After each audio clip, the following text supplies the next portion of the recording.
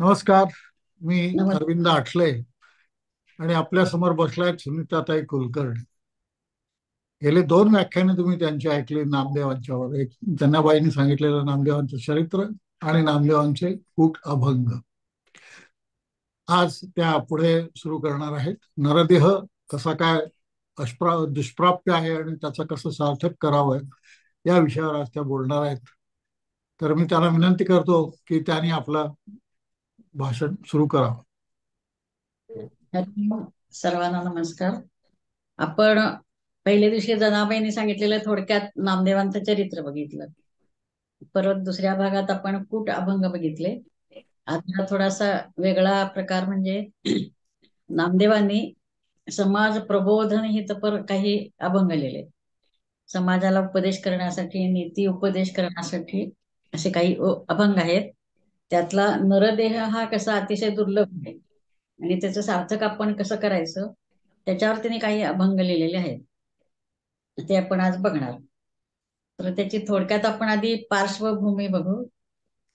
कारण नेमकं नामदेवांना काय म्हणायचं आहे ते थोडक्यात आपल्याला आधी कळेल. की आपल्याला माहिती आहे की आपण काल बघितलं एकोहम बहुश्याम म्हणून परमेश्वराने ही सृष्टी निर्माण केली. एकाचा अनेक झाला तो. आपल्या घरात आपलाच अंश घालून ही प्रत्येक जीवसृष्टी किंवा भूतमात्रांना निर्माण केलं. प्रत्येक भूतमात्रात त्याचाच अंश आहे. उपभोग घेण्यासाठी बाकीच्या गोष्टी पण निर्माण केल्या आणि त्याला करमणूक पाहिजे काहीतरी. मग तो जन्माला आला मानव आणि उपभोग घेऊन ठीक आहे रात्री कंटाळा येतो की आता आपल्याला सगळं झालं उपभोग होऊन आता परत आपण आपल्या घरी जावं मूळ घरी जावं अशी त्याला कधीच ना कधीतरी अनेक जन्मानंतर इच्छा होऊ शकते. आपल्याला आता घर गाय वासरू कसं आहे वासरू आपल्या गाईकडे धावतं तसं आपण सुद्धा समजा कधी 8-10 दिवस ट्रिपला गेलो बघून सगळं झालं की मग आपल्याला वाटतं चला आता आपल्या घरी आपण परत जाऊ. तसं अनेक जन्म भोगल्यानंतर मानवाला कधीतरी असं वाटतं की आपल्याला परमेश्वराची गाठभेट व्हावी, भगवत प्राप्ती व्हावी, आपण मूळ घरी आपल्या जावं. पतंजली म्हणतात तसं तदा द्रष्टुः स्वरूपे वस्थानम, आपल्या मूळ स्थानी आपण स्थित व्हावं असं वाटतं प्रत्येकाला. पण नरदेह हा इतका साधा सोपा फार दुर्लभ आहे, दुष्प्राप्य आहे आपल्या दृष्टीने.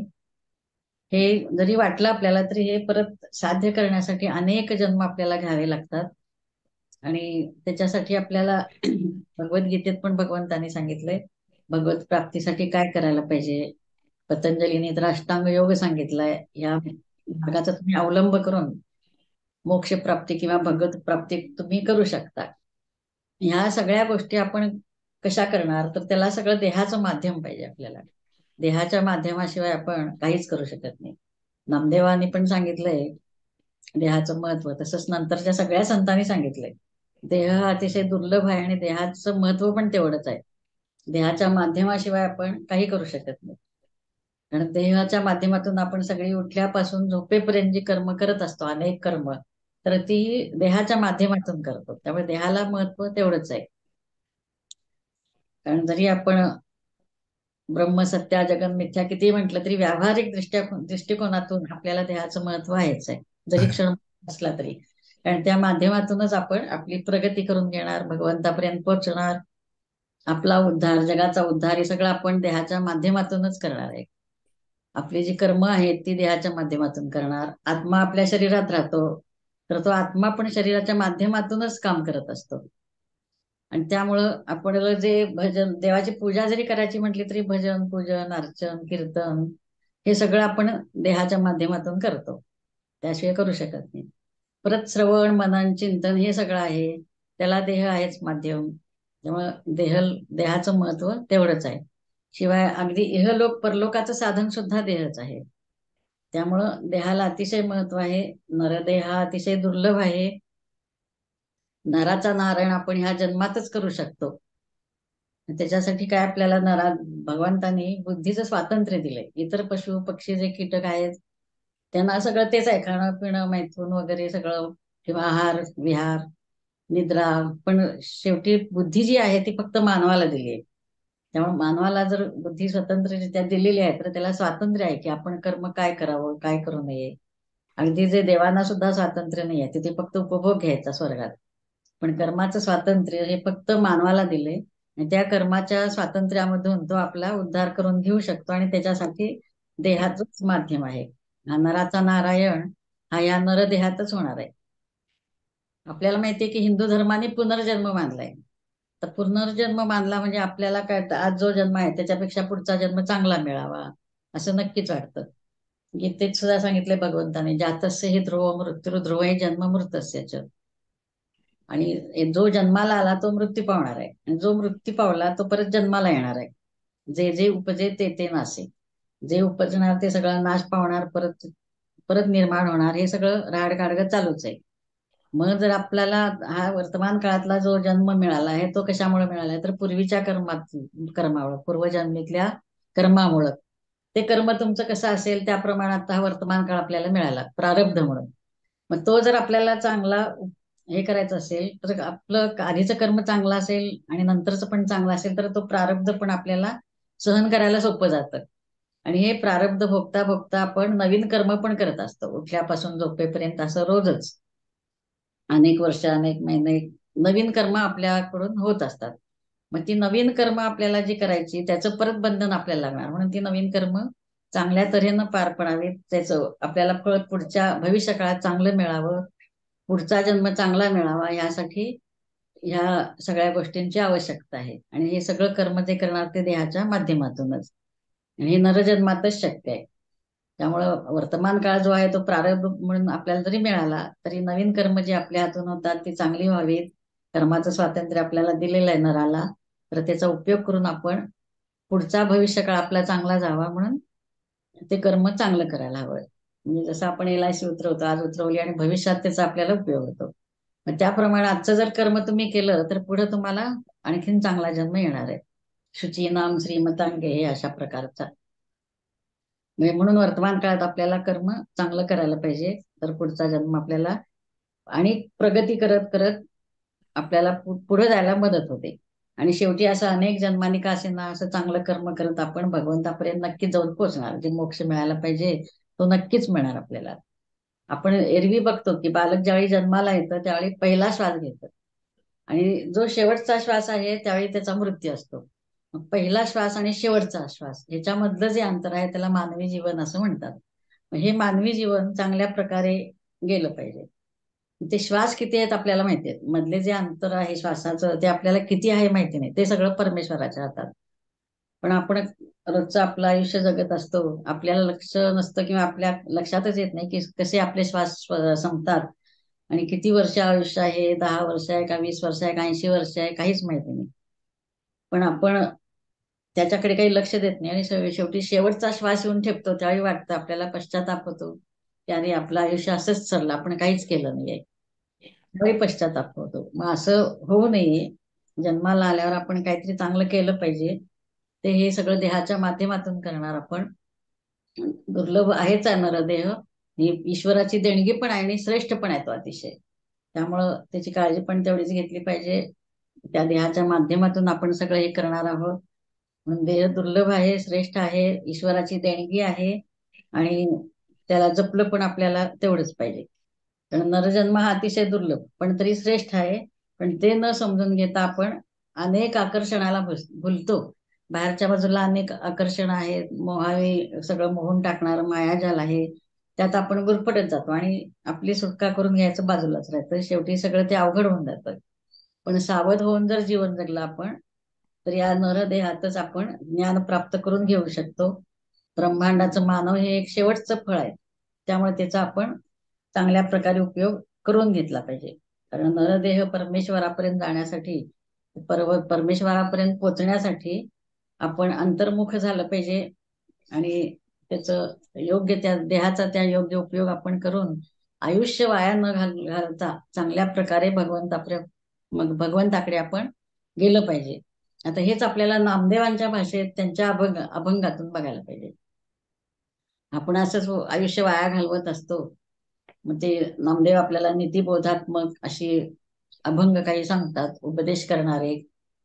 तर सांसारिकाला, आपल्या प्रापंचिकांना ते उपदेश करतात, आयुष्याचं वर्म सांगतात. आता त्यांचा एक अभंग आहे त्याबद्दल. बाळपणी वर्षे 12 ती तुझी गेली रे अवधारा, तै तू धावसी सैरा खेळाचे आणि विनोदी. आपण आपल्याच धुंदीत जगत असतो. आपलं बाळपण जे आहे ते सगळं 12-15 वर्षापर्यंत काय असेल ते ते सगळं वाया घालवत असतो. म्हणजे मौज मस्ती दंगा खेळण्या बागडण्यात असं वाया घालवतो. नंतर तरुणपण येतं. तरुणपण सुद्धा कसं आहे, पण मस्ती मजा मौज करण्यात, आनंदात, विषय उपभोग घेण्यात घालवत असतो. त्यावेळी पण परमेश्वराकडे आपलं दुर्लक्ष होतं. परत म्हातारेपणी काय होतं, इच्छा होते आपल्याला काहीतरी करावं होता, पण तोपर्यंत आपली अवयव जे आहेत ते गलित गात्र झालेले आहेत.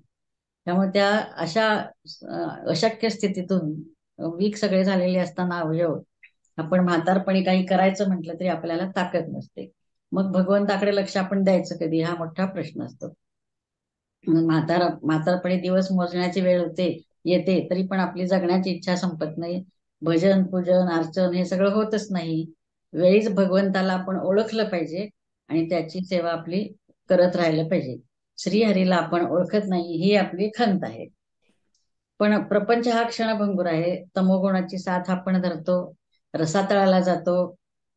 अशा दुर्जन लोकांसाठी सुद्धा नामदेव सांगतायत की देहाभिमान जो बाळगला जातो, तो आपल्याला त्याचा अतिरेक पण नाही करायचा, काळजी घ्यायची, पण देह म्हणजेच मी आहे फक्त एवढीच कल्पना न करता शेवटच्या घडीला आपलं मग असं जर वागत गेलो तर शेवटच्या घडीला आपल्याला खूप दुःख होतं.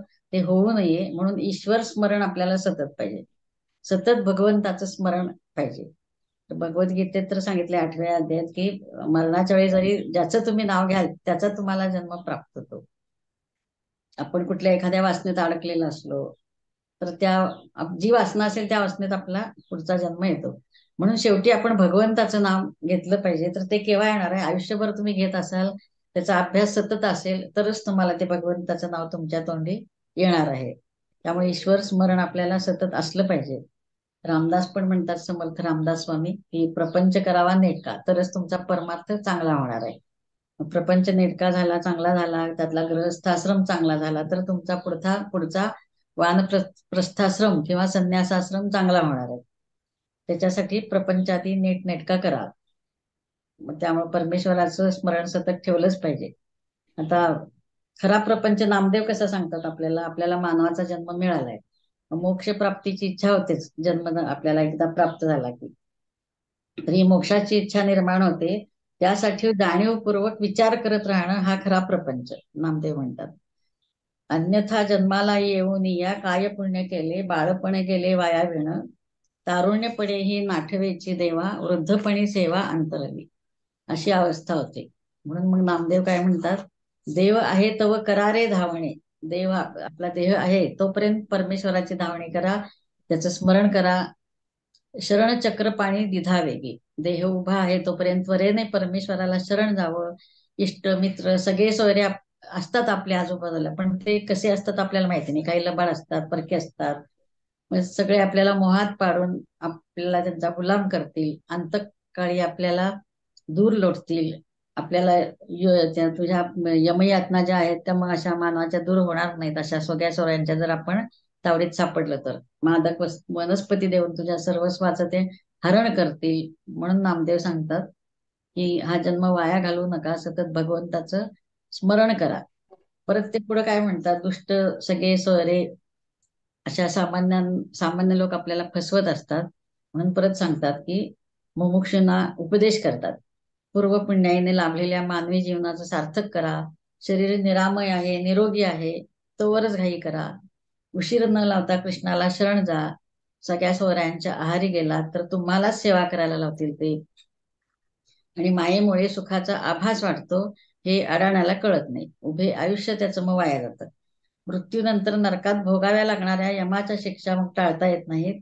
त्याचे अज्ञान आणि मोह यामुळे सामान्य दुष्टजनांच्या ताब्यात तो मानव सापडतो. म्हणून सर्वस्व लुटण्याने क्लेश होतात.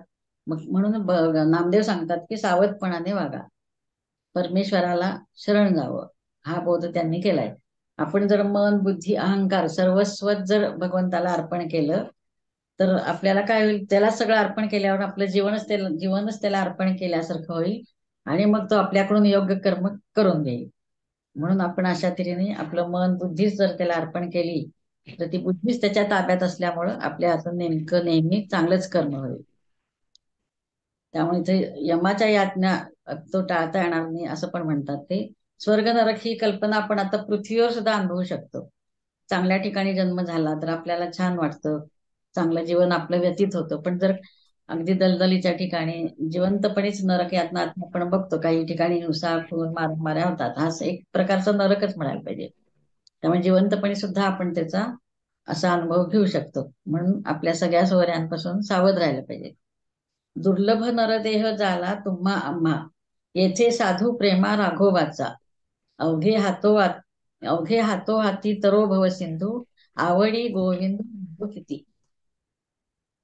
नामदेव इथे म्हणतात, दुर्लभ असा नरदेह तुम्हा आम्हाला प्राप्त झाला आहे. त्यायोगे तुम्ही काय करा तर राघोबाचं प्रेम मिळवून घ्या. आणि ते कसं मिळवायचं? आवडी गोविंदू गाऊ गीती, गोविंदाची गाणी कृष्णाची गीते गात गात हा संसार सागर आपण सहज पार करून जाऊ. कारण ही मोहमय माया रूपी नदी आहे, भवसागर आहे. तो ऐल तीराहून पैल तीराला जायला अतिशय अवघड आहे. अनेक खाच खळगे अडचणी त्यात खूप आहेत. पण आपण जर भगवंताला शरण गेलो, त्याच्यावर श्रद्धा ठेवली, त्याच्यावर विश्वास ठेवला, तर तो नावाडी आपल्याला सहजपणे पैल तीराला नेऊ शकतो. फक्त आपली श्रद्धा त्याच्यावर पाहिजे, विश्वास पाहिजे. त्यामुळं भगवान नामदेव सांगतात की अशा प्रकारे तुम्ही जे रोजचं जीवन आहे ते हसत हसत जगा. गीता पण सांगते, गीता गायची आहे, जीवन जगायचं आहे, रडत कडत जगू नका. कारण देवाने सगळं दिले चांगलं, मानव देह दिलाय, त्याला विचार दिलेत, बुद्धी दिली आहे. तर आसक्तीत अडकू नका, निष्काम कर्म करा.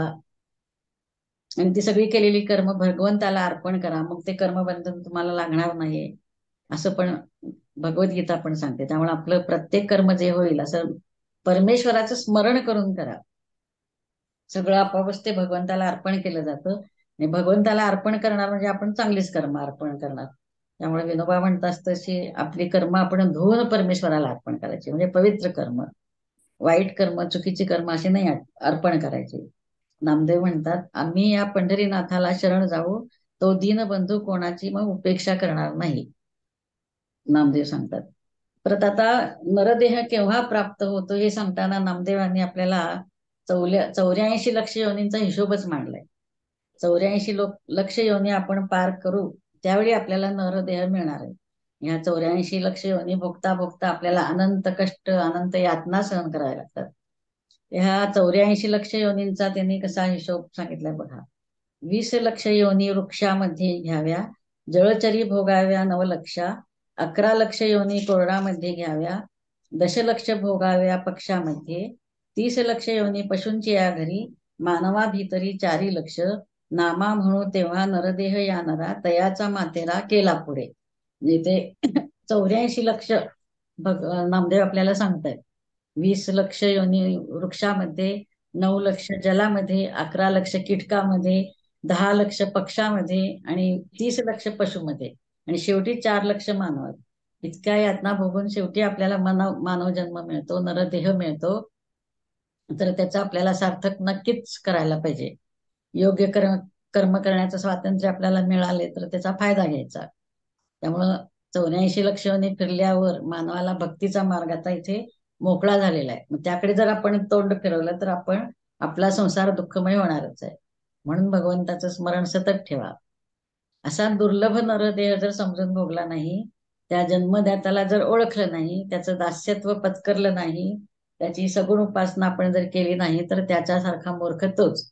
मग मानव जन्म मिळाला काय न मिळाला काय, त्याच्या नरदेहाची माती झालीच म्हणून समजावे. म्हणून समजावे की परत फिरून 84 लक्ष योनींचा फेरा आलाच. म्हणून इथे सगुण उपासना पण तेवढीच महत्वाची आहे. 84 लक्ष योनीचा परत फेरा आपल्याला चुकवायचा असेल तर भगवंताचं स्मरण सतत आपल्याला करत राहिलं पाहिजे. करत राहायचं म्हणजे सारखं देवासमोर बसून राहायचं असं नाही. जी काय तुम्ही कर्म कराल भगवंताचं स्मरण करून करा, त्याच्यासाठी करा. आपण लोकांसाठी कर्म केली की ते भगवंतासाठीच केल्यासारखं होणार आहे. स्वार्थासाठी केली तर ती भगवंतासाठी होणार नाही.